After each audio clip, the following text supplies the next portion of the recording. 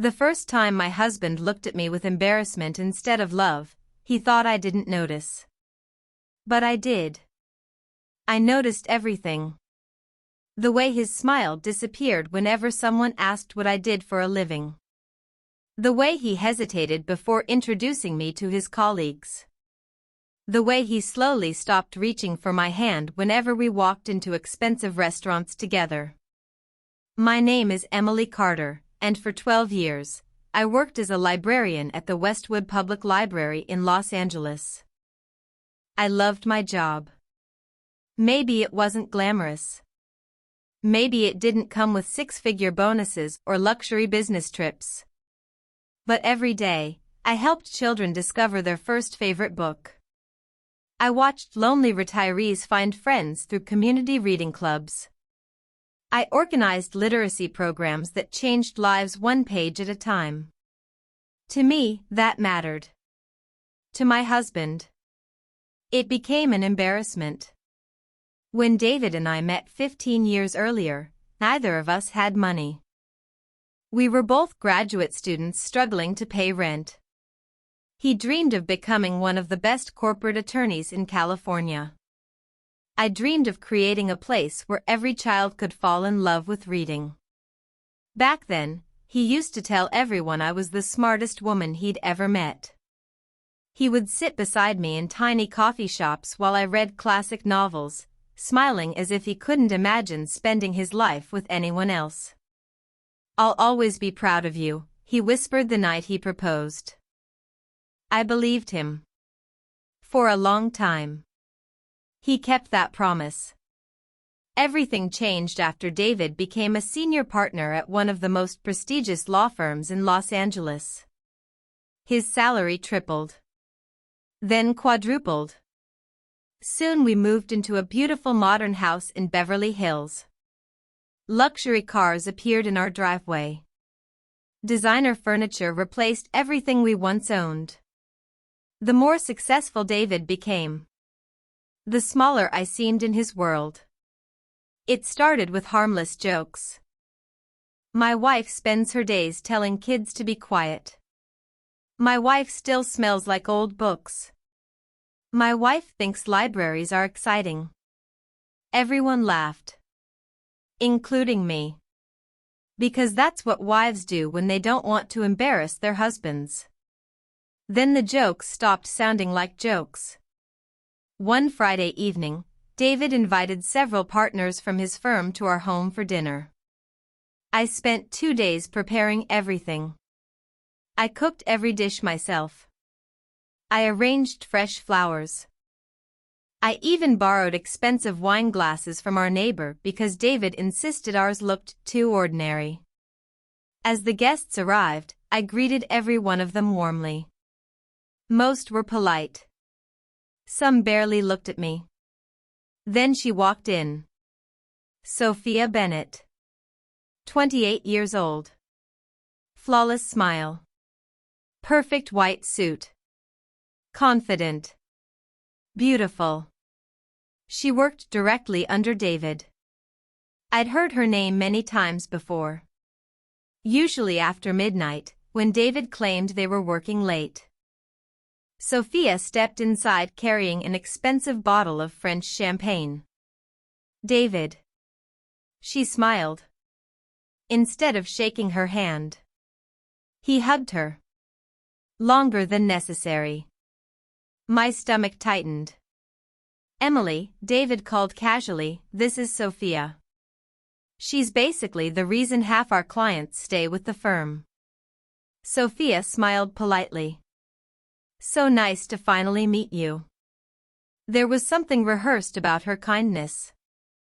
As everyone gathered around the dining table, conversations quickly turned toward business. Million-dollar mergers. International investments. Private equity. Court victories. I listened quietly while serving dinner. Then one of David's partners turned toward me. "So Emily," he asked kindly, "what line of work are you in?" Before I could answer, David laughed. "Oh, Emily?" He took a sip of wine. She's just a librarian. Just. One word. One tiny word. But somehow, it erased 12 years of my career. The table laughed politely. Someone joked about overdue library books. Another asked if people still borrowed printed books anymore. David laughed louder than anyone. I forced a smile. Inside, something broke. Later that night, after everyone had gone home, I stood alone in the kitchen washing dishes. David walked in, loosening his tie. Dinner went well. I kept scrubbing the same plate. Did it? He frowned. What does that mean? I turned toward him. Why did you say I was just a librarian? He sighed dramatically. Oh, Emily, don't be so sensitive. You made it sound like my work doesn't matter. It doesn't matter in those conversations. I stared at him. What? They're corporate attorneys. Billionaires. CEOs. Investment bankers. They're discussing acquisitions worth hundreds of millions. He shrugged. What exactly was I supposed to say? The truth. I did tell the truth. No. My voice trembled. You made me sound insignificant. David rubbed his forehead. You always overthink everything. No. I whispered. I remember when you used to admire me because I loved books. He looked away. People change. The silence that followed felt colder than any winter night. Finally, he spoke again. You know what your problem is? I said nothing. You've never wanted more. He walked toward the staircase before adding without even looking back. Maybe that's why you've stayed exactly where you were 15 years ago. The bedroom door closed upstairs. I remained alone in the kitchen, looking at the reflection in the dark window. Was I really the woman he described? Or had success simply changed the man I married? The next morning, while shelving returned books at the library, my phone vibrated. Unknown number. I almost ignored it. Something told me not to. Hello? A calm male voice answered. Is this Miss Emily Carter? Yes. My name is Richard Hayes. There was a brief pause. I'm calling on behalf of Harrison and Cole Private Trustees. I believe this concerns your grandfather.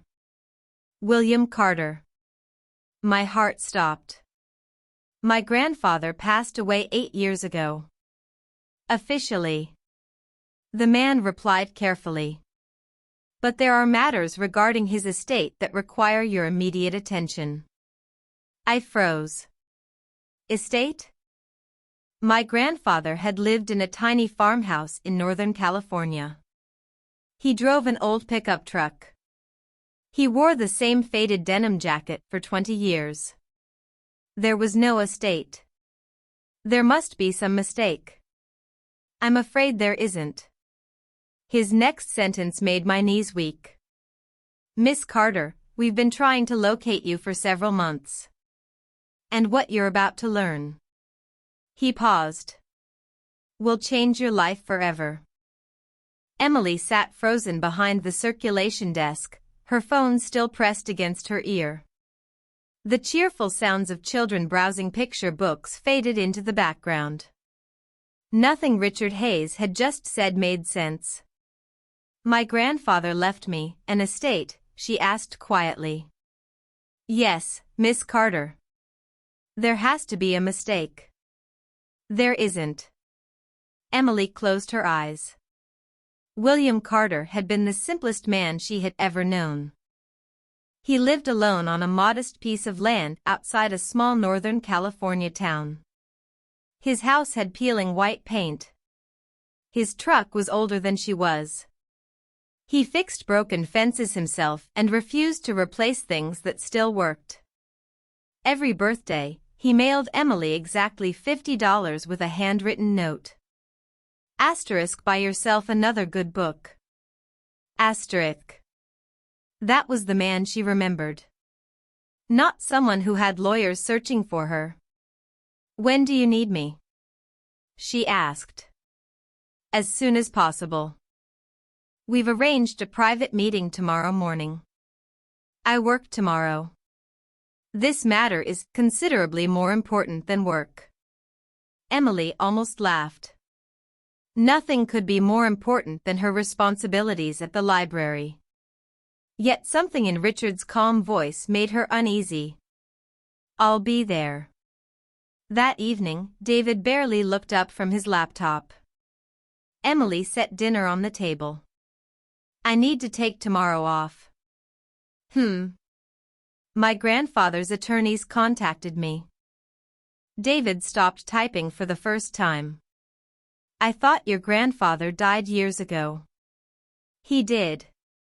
They say there's unfinished business involving his estate.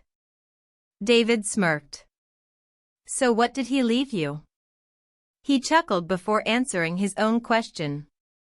An old tractor? Emily ignored the comment.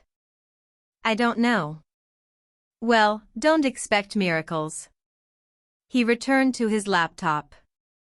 People who spend their whole lives pretending to be poor usually are. Emily quietly finished dinner without saying another word. She couldn't explain why. But David's words hurt less than they usually did. Almost as if a part of her had stopped expecting kindness from him. The following morning, Emily drove downtown. The address Richard Hayes had given her wasn't a law office. It was one of the tallest skyscrapers in Los Angeles. Glass walls stretched toward the sky. Luxury cars lined the entrance. A uniformed valet opened her car door before she could step out.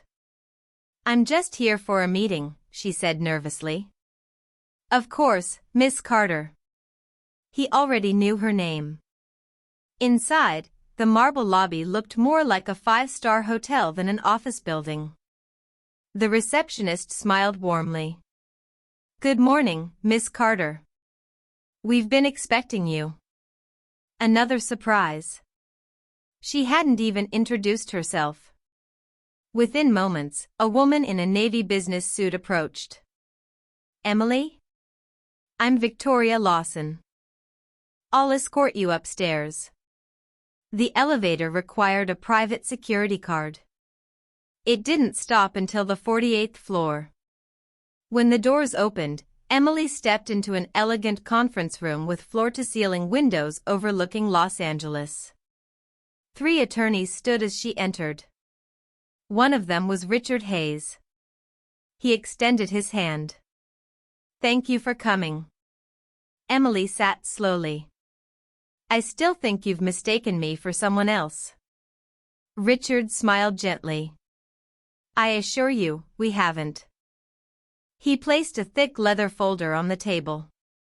Before we begin. He slid a photograph toward her. Emily gasped. It was her grandfather. Older. Still wearing that faded denim jacket. Still smiling. But beside him stood people she recognized immediately. Presidents. Fortune 500 CEOs. International business leaders. This. Emily whispered. Can't be real. It is. Richard opened another folder. Your grandfather, William Carter, wasn't simply a farmer. He was the founder and majority owner of Carter Global Holdings. Emily frowned. I've never heard of it. You wouldn't. He intentionally kept his name out of the public eye. Richard pressed a button.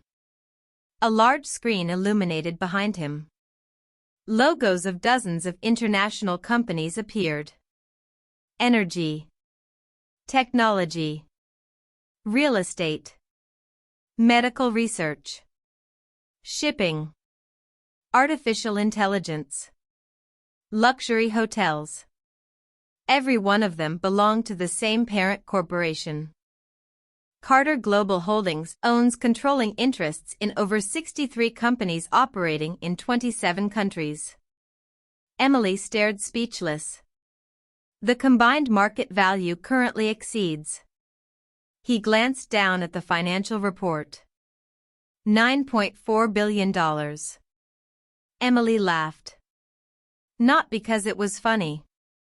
Because her mind refused to process the number. No. She shook her head. No.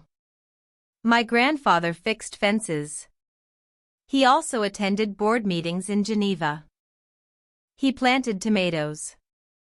He negotiated billion-dollar acquisitions. He drove a 25-year-old pickup.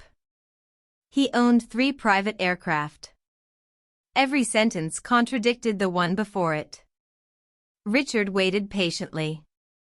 Finally he said, "Your grandfather believed wealth changes people.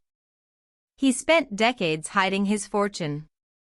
He wanted to know who loved him without knowing what he owned."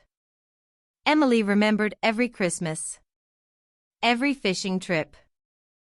Every afternoon they spent reading together on his porch. Never once had he acted like a billionaire.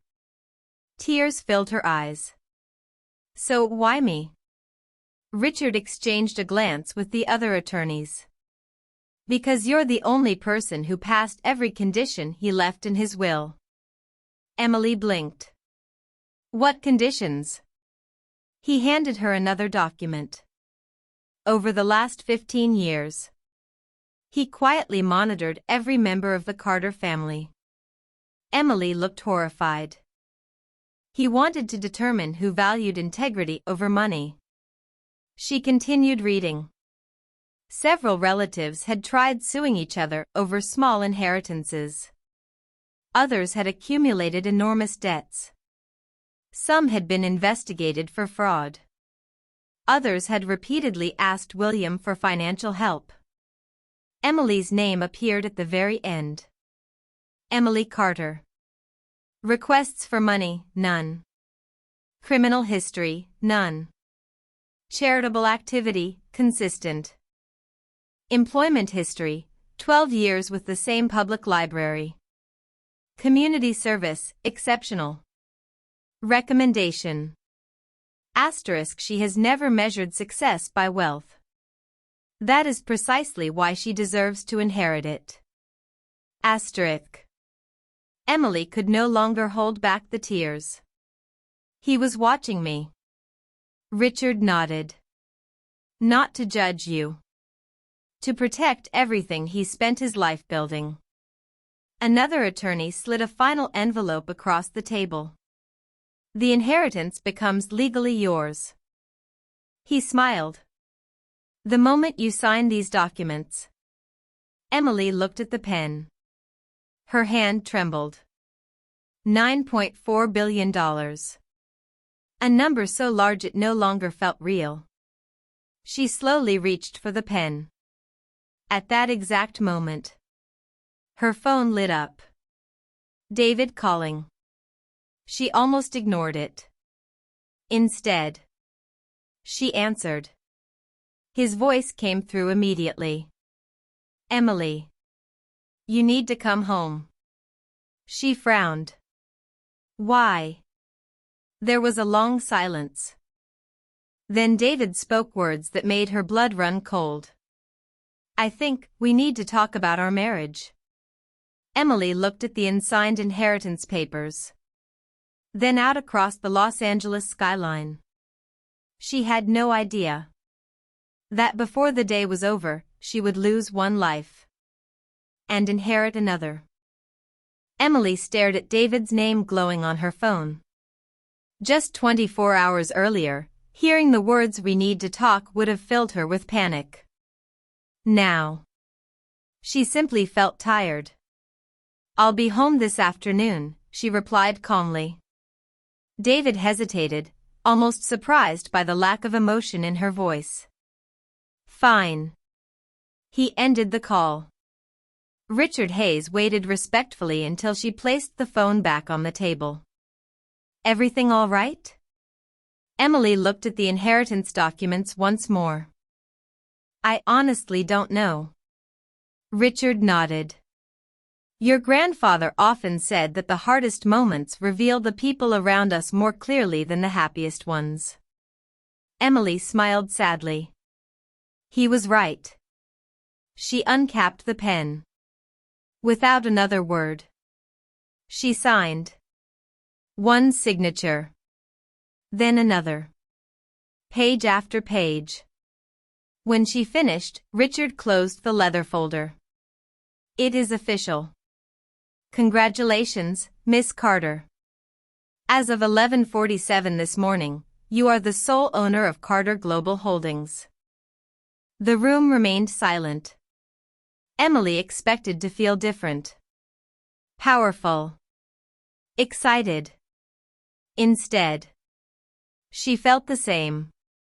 Just a librarian who happened to own a corporation worth billions. Richard seemed to read her thoughts. Money doesn't change who you are. It simply gives you more opportunities to decide who you want to become. Before leaving, Emily was shown several offices that technically now belonged to her. The executive floor looked nothing like the quiet library she loved. Glass conference rooms. Private lounges. Teams of assistants moving with impressive precision. Everyone greeted her respectfully. Not because they knew her. Because they knew her title. It felt strangely uncomfortable. Victoria Lawson walked beside her. Your grandfather refused to renovate his personal office. She unlocked a wooden door at the end of the hallway. Unlike the rest of the building, this room felt warm. Bookshelves covered every wall. Family photographs filled the desk. There wasn't a single display of wealth. No gold decorations. No extravagant artwork. Only books. Hundreds of them. Emily smiled through fresh tears. This. She whispered. This feels like him. Victoria nodded. He asked us to leave everything exactly as it was until you arrived. On the desk rested a sealed envelope. Emily recognized the handwriting immediately. For Emily. Her hands shook as she opened it. Inside was a handwritten letter. My dear Emmy. Asterisk if you're reading this, then I have trusted the right person. Asterisk. Asterisk you may be wondering why I never told you the truth. Asterisk. Asterisk the answer is simple. Asterisk. Asterisk I wanted at least one place in my life where nobody cared how much money I had. Asterisk. Asterisk with you, I found that place. Asterisk. Emily wiped away another tear. Asterisk never apologize for loving books. Asterisk. Asterisk never apologize for choosing kindness over status. Asterisk. Asterisk and never believe that wealth makes anyone more valuable than the person cleaning the floors. Asterisk. Asterisk if you ever forget who you are. Asterisk. Asterisk go back to the library. Asterisk. Asterisk the shelves will remind you. Asterisk. Asterisk love always, Grandpa. Asterisk. Emily carefully folded the letter. It was worth more to her than every company she had just inherited. She arrived home shortly after 5. David was already waiting in the living room. He hadn't changed out of his expensive suit. Sophia Bennett sat on the sofa beside him. Emily stopped walking. For several seconds, nobody spoke. Finally David stood.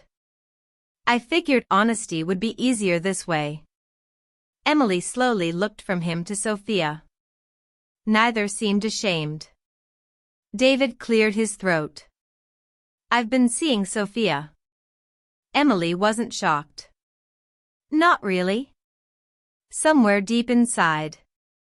She had known for months. For how long? She asked quietly. David avoided eye contact. Almost a year. Sophia lowered her head. Emily noticed something interesting. Sophia looked uncomfortable. David didn't. I didn't want you to find out like this, David continued. But it's time.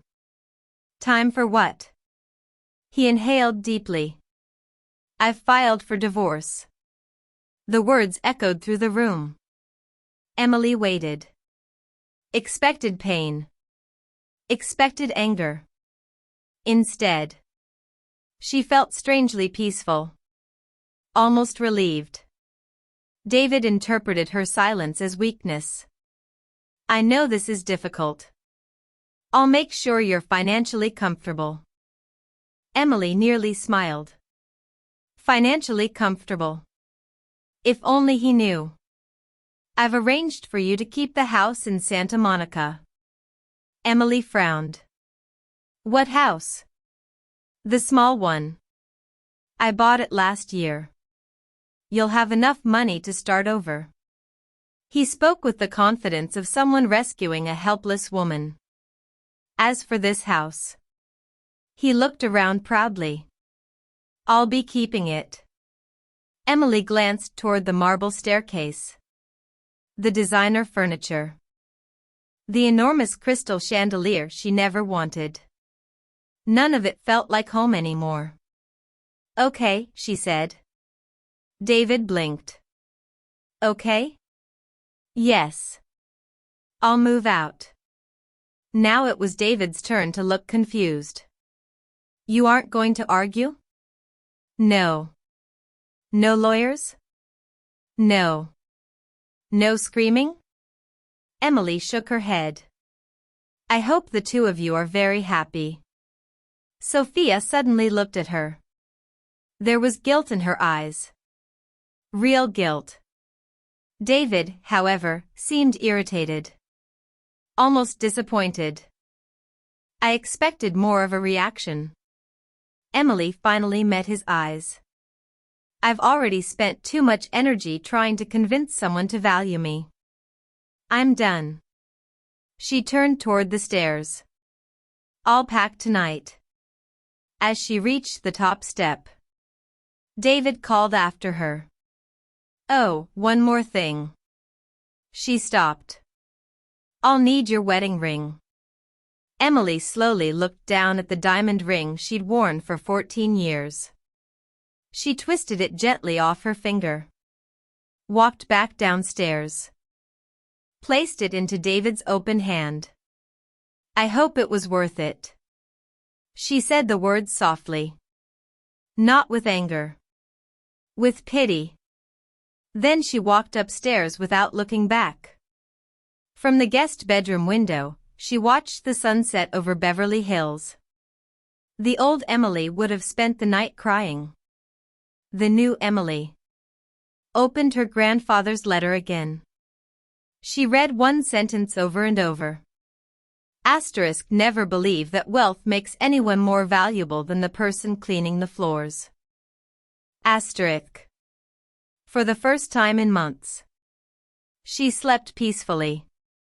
She had no idea that by sunrise, the board of Carter Global Holdings would make a decision that would place her directly in David's professional world. And when he walked into his firm's biggest meeting of the year, he would come face to face with the woman he believed he had just left with nothing. The next morning, Emily woke up in the small Santa Monica house David had mentioned during the divorce. For the first time in years, she wasn't surrounded by marble floors, designer furniture, or the constant pressure to impress people she didn't even like. The little house overlooked a quiet neighborhood just a few blocks from the ocean. It wasn't luxurious. It was peaceful. She made herself a cup of coffee, opened one of her favorite novels, and almost forgot that less than 24 hours earlier, she had become one of the richest women in America. Her phone rang. "Good morning, Miss Carter." "Richard Hayes. I hope we didn't wake you." "No. Everything all right?" "There has been a development." Emily smiled. "I had a feeling there would be. The board of directors would like to meet with you this morning." "I thought I already owned the company." "You do. But ownership and leadership are two different things." Emily understood immediately. "They don't believe I can do it." Richard remained silent. Silence was answer enough. An hour later, Emily stepped into Carter Global Holdings once again. This time, she wasn't nervous. She simply wanted to listen. Inside the executive boardroom, 12 directors were already waiting. Some smiled politely. Others barely acknowledged her presence. Several clearly questioned why a librarian had inherited a multinational corporation. Richard opened the meeting. "Ladies and gentlemen, I'd like to officially introduce Ms. Emily Carter." A few respectful nods followed. Then one of the directors spoke. His nameplate read, "Michael Donovan." "Miss Carter, we all respected your grandfather. But with all due respect, running the world's largest privately owned investment group requires decades of experience." Another director agreed. "You've never managed a corporation. You've never negotiated an acquisition. You've never led thousands of employees." Emily listened quietly. She didn't interrupt. When everyone had finished, she finally spoke. "You're right." The room became silent. "I've never done any of those things." Several directors exchanged satisfied glances. "But neither had my grandfather. The first day he started." That caught their attention. Emily continued calmly. "I don't pretend to know everything. I won't. If I need advice, I'll ask. If I make mistakes, I'll admit them. But I also know something many executives eventually forget." She looked around the room. "Every number on your financial reports represents real people. Employees. Families. Communities. My grandfather understood that. I intend to understand it too." Nobody spoke. Finally, an elderly director near the end of the table smiled. His name was Arthur Collins. He had worked beside William Carter for nearly 40 years. "I've been waiting to hear those words." The others turned toward him. Arthur slowly stood. "I remember when William inherited his father's small construction company." They laughed at him too. He looked directly at Emily. "You sound exactly like your grandfather." The atmosphere changed. Not completely, but enough. Richard stood. "There is one more matter." He pressed a button. A presentation appeared on the large screen. Westbridge Legal Group. Emily's heart skipped. David's firm. Richard continued. "Carter Global Holdings has spent 18 months searching for legal representation for a merger valued at nearly $4 billion.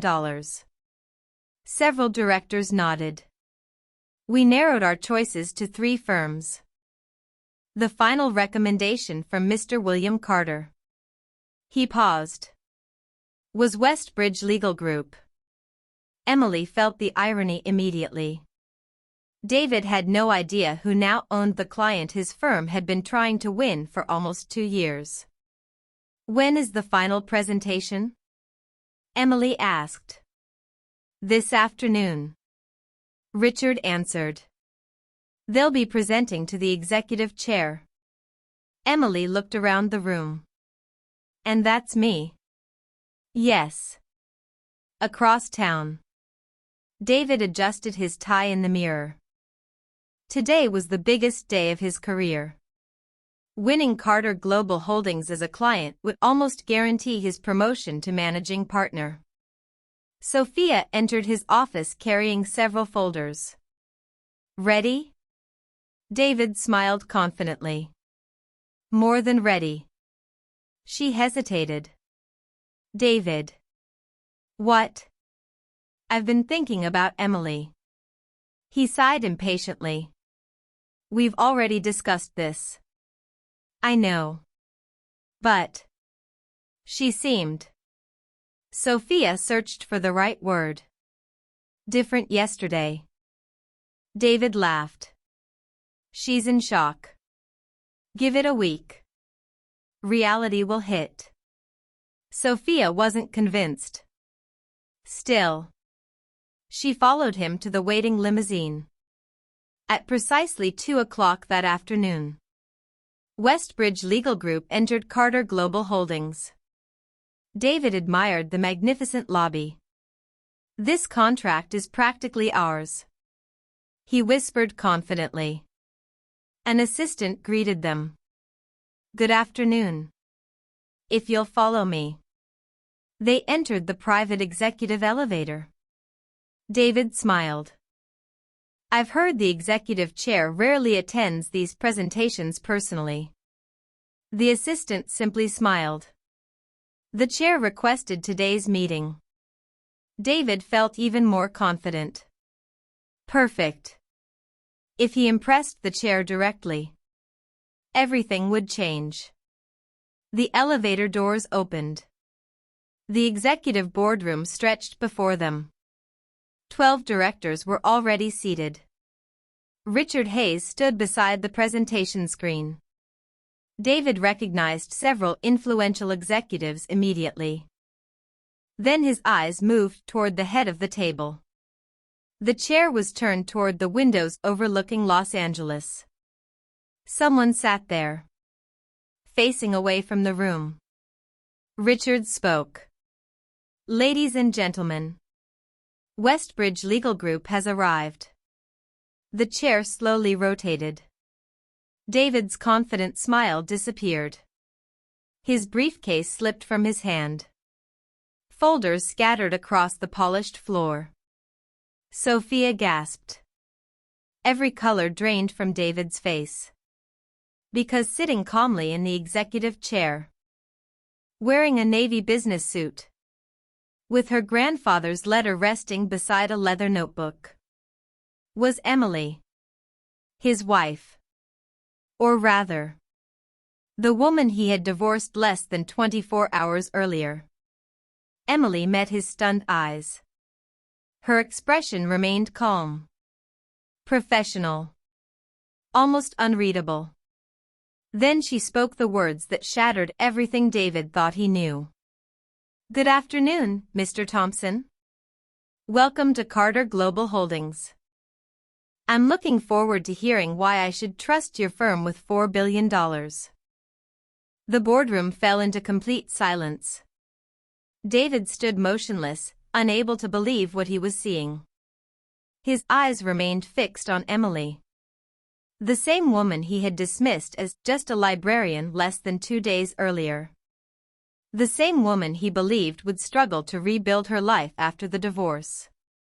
Now she sat at the head of one of the largest corporations in the world. Richard Hayes broke the silence. Mr. Thompson? Your presentation. David swallowed hard. Of course. He bent down to gather the papers he had dropped, but his hands shook so badly that several pages slipped from his fingers again. Sophia quietly knelt beside him to help. When she looked up at Emily, embarrassment filled her face. I'm sorry, she whispered. Emily simply gave her a small nod. There was no anger in her eyes. Only dignity. David finally connected his laptop. He began speaking. Normally, he was one of the most confident attorneys in California. Today, every sentence sounded rehearsed. Every argument felt weak. Every slide reminded him that the woman judging his performance had once begged only to be respected.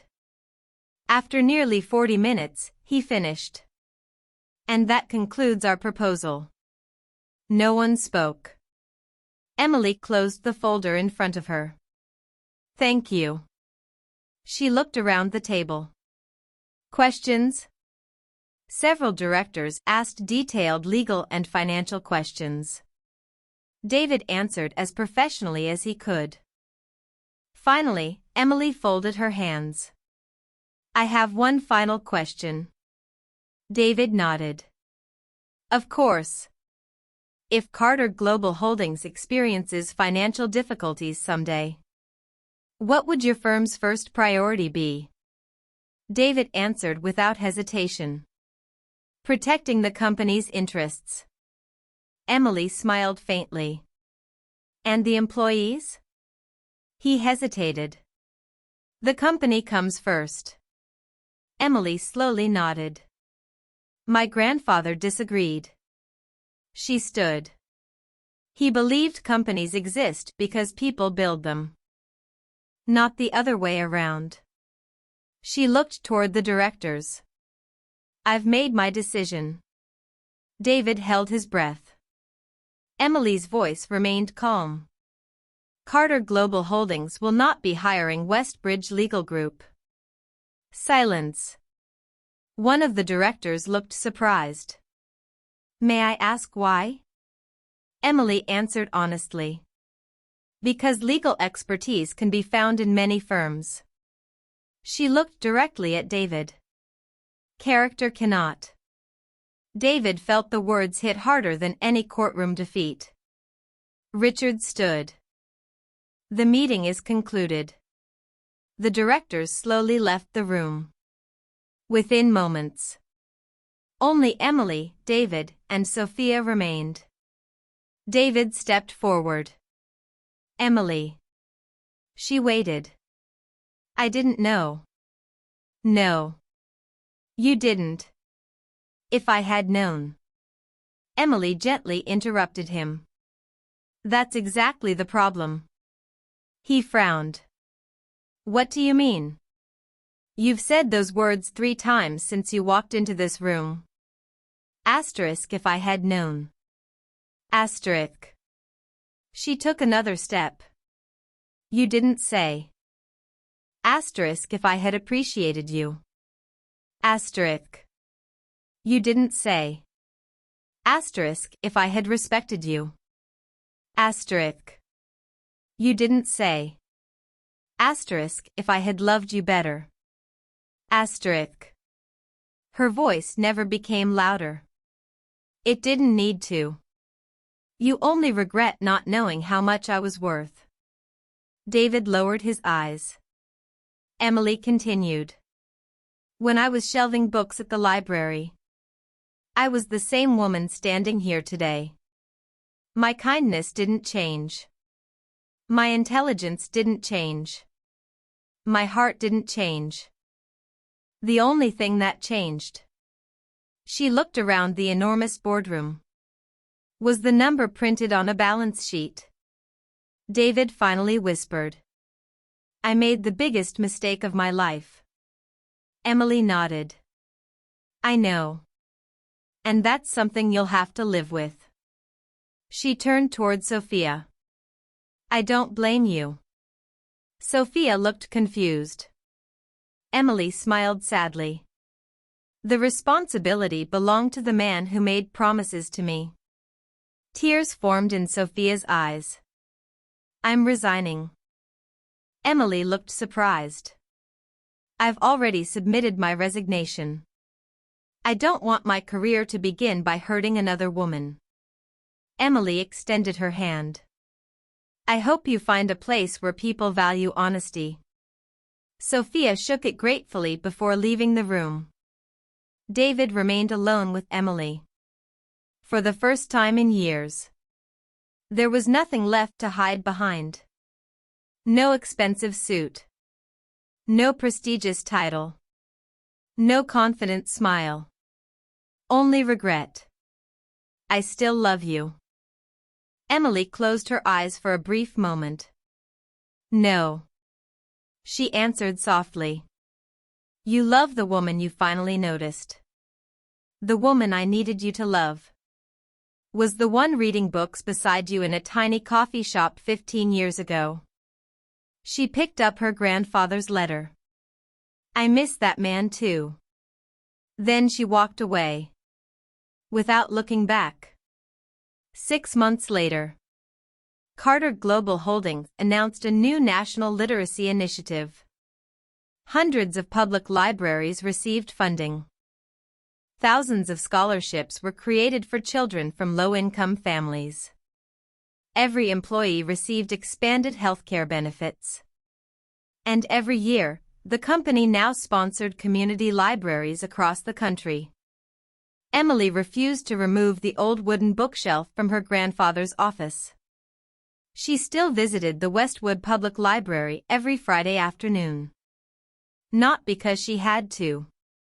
Because she wanted to. Sometimes she quietly helped children choose their first novel. Most had no idea who she was. She preferred it that way. One afternoon, a little girl looked up at her. Do you work here? Emily smiled. I used to. Do you miss it? Emily glanced around the peaceful room filled with books. A part of me never left. Across the city. David's career never fully recovered. Losing Carter Global Holdings cost his firm its largest opportunity in decades. Within a year, he resigned from the partnership. Sometimes he drove past the library where Emily had once worked. He never went inside. He couldn't. Because every time he saw those familiar doors, he remembered the woman who had never asked him to become rich. She had only asked him to be proud of her. And he had traded that priceless gift for something that was never worth the cost. Emily often reread the final sentence of her grandfather's letter. Asterisk, the richest people are not those who own the most. Asterisk. Asterisk, they are the ones who never have to pretend to be someone else. Asterisk. She smiled. Closed the letter. Picked up another book. And finally, began the happiest chapter of her own story. The end. Asterisk, if you enjoyed this story, don't forget to like the video, subscribe to the channel, and turn on notifications for more emotional drama stories every week. Asterisk.